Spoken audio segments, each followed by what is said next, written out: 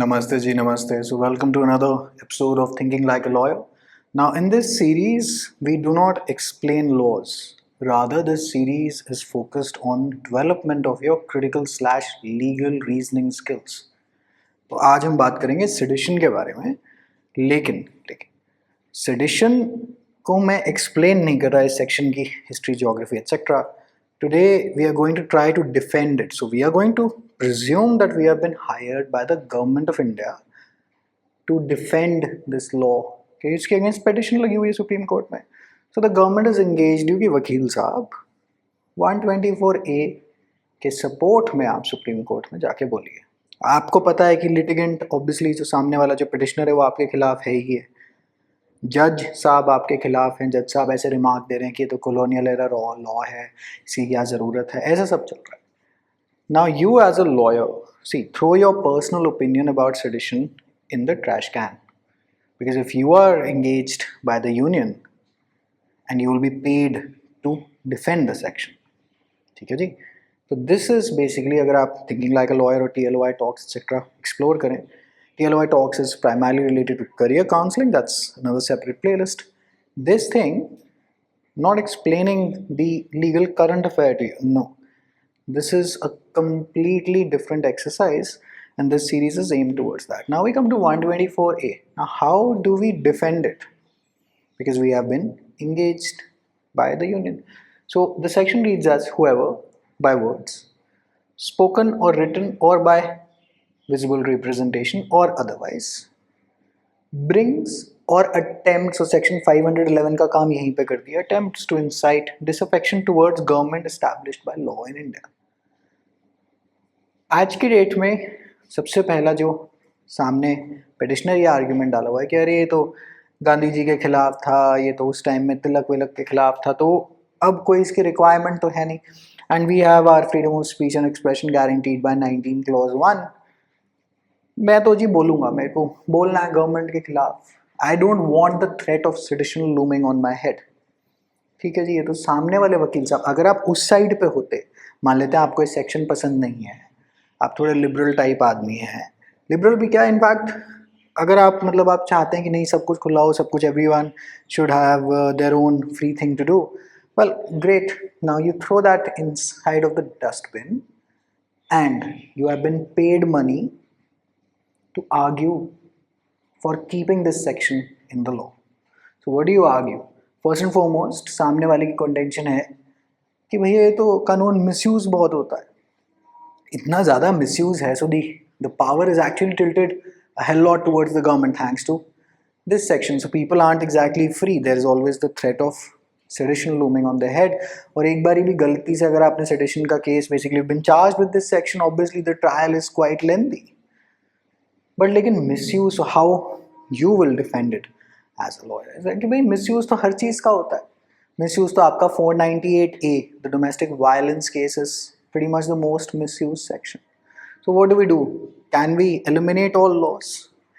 Misuse तो भैया arrest का भी होता है. अरेस्ट में फिर अरनेश कुमार की जजमेंट आई थी, the CRPC has been amended. So your contention in the court can be कि भाई ऐसा है कि सेक्शन रख लो, बट गाइडलाइंस दे दो जैसा आपने अरेस्ट के केस में करा. फिर हम अमेंड कर देंगे कानून, प्रोसीजरल कानून अमेंड कर देंगे. We are going to amend the CRPC that if a charge of 124A is appearing, well then what do you do in that case and what do you not do? So we have effectively diluted the provision.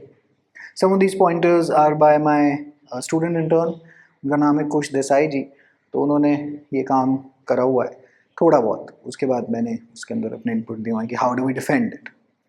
Then what do we do with such a person. भाई ऐसा है, अगर एक आदमी आकर कह रहा है कि AK-47 उठाओ, पार्लियामेंट जाएंगे और प्राइम मिनिस्टर साहब तो बिल्कुल हमें पसंद नहीं आ रहे, हम तो जी हवा में गोलियां वोलियां चलाएंगे और इनको निकलवाएं यहाँ से. अच्छी बात है जी. इस ऐसे व्यक्ति को क्या हम अलाउ कर दें क्या देश में? What do we do with this person if this section doesn't exist? Where is, so one of the aspects of criminal law is, well, is to deter people. It's not always to punish, it's always to deter also. Now if someone brings or attempts to excite disaffection that is complete disloyalty की government की तो हमने सुनी नहीं. Wants to start a civil disobedience movement in India. What do you do with such a person to show? Should we give them a free pass? So that is for the lordships to ponder. Okay? If they completely render this section unconstitutional, what happens to such people? What does the government do then? Then we'll pray to the lordships to कि जी rational ये है. अब आप rational उनका देखिएगा कि first amendment के time क्या रैशनल हुआ होगा. Reasonable restrictions, why did we insert in 19 clause 2? Why? क्या नीड थी? By the first amendment we brought in reasonable restrictions. We pretty much not always, you cannot say 100% absolute था, but it was pretty much absolute before the first amendment. Your 19 clause 1 का right. What was the need suddenly in 951 to get in the first amendment and get in reasonable restrictions? क्योंकि आपको थोड़ा सा लोगों को रोकना पड़ेगा. It can't be free for all because otherwise people just do not listen. As proven to you, आपके covid के मास्क वाली सिचुएशन, पूरी दुनिया मनाली धर्मशाला में बंदे पे बंदा चढ़ा हुआ है without a mask anything because people will just not listen. And that too after the terrible second wave. Because as soon as you open a door and then you make it free for all, well then the system collapses. It always has to. That is what the nature, and that is why pretty much socialism also doesn't work really in practice. In theory, it is a absolutely beautiful concept. Now, what do you mean colonial? Well, तो colonial तो भाई सारे ही आपकी खुद की language ही अंग्रेजी की, court की. आप कह रहे हैं जी ये colonial era law है. What do you mean colonial? Colonial तो सभी कुछ है हमारे यहाँ पे. सीआरपीसी में कर्फ्यू की प्रोविजंस कॉलोनियल हैं. इनफैक्ट हमारी तो पूरी आईपीसी किसी गोरे साहब ने लिखी थी, एविडेंस भी उन्होंने लिखा था. तो क्या सब कुछ everything is this is a colonial error. Well हमारी तो पूरी polity is colonial. Westminster model ही तो है हमारी पॉलिटी का. हमने तो सभी कुछ indirectly lot of conventions that are not even hard coded in the bare act, कहीं मेंशन नहीं है, that too we have copied from the UK. तो कॉलोनियल क्या नहीं है जी. तो आप कह रहे हैं कॉलोनियल एरर हो, फिर तो एक काम करो, थोड़े दिन के लिए देश करो बंद और सारे लॉज रीराइट करते हैं, दोबारा से काम शुरू करेंगे. फिर जी आ रहे हैं, एक काम करते हैं, गवर्नमेंट एस्टैब्लिश बाय लॉ की जगह यूनियन ऑफ इंडिया करा देते हैं. यहाँ पे अमेंड करने की कोशिश करते हैं, नहीं अमेंड होता तो सीआरपीसी अमेंड करते हैं. Let's cut down the section, basically the over power that the government has. ठीक है जी, we are agreeing, but let us keep this section to keep a check on people who are well बदमाश, जो नटखटपंती करे या शरारत करे. Now take the example of a camera and a knife. So even a knife is dangerous. Knife आपके kitchen में भी यूज हो सकती है और रियल लाइफ में भी हो सकती है. Camera can be use to shoot this video, can be use to shoot porn as well. What do you do? Ban cameras altogether. 8th कि जी वो तो यूके यूएस वगैरह में भी सब जगह रिपील्ड है, लेकिन हमारे यहाँ पे सोशियो पॉलिटिकल कंडीशंस डिफरेंट है. क्या वहाँ पे नक्सल हैं? क्या वहाँ पे नक्सल मूवमेंट नहीं है? यहाँ वहाँ पे अलग अलग नीचे ग्रुप्स नहीं हैं who want to secede from the Union of India. हर कोई अपनी आज़ादी की लड़ाई यहाँ पे छोटे छोटे तहत पर लड़ रहा है. कोई कहता है मुझे लिंग्विस्टिक बेसिस पे स्टेट रीऑर्गेनाइज करा के दो. कोई जी कह रहा है हमें तो अपना अलग सेपरेट टेरिटरी चाहिए बेस्ड ऑन रिलीजन के खैर पे तो हम एक देश तो ऑलरेडी काट चुके हैं. तो हम क्या क्या करें जी. बाकियों के पास ये प्रॉब्लम नहीं है ना यूएस यूके में. तो our condition can not exactly be compared to those countries. Now mind you, having said all of this, it may seem that I am actually in favor of supporting this section. I'm not. The purpose of this session is कि हम अपना दिमाग खुला रखें as a future prospective lawyer.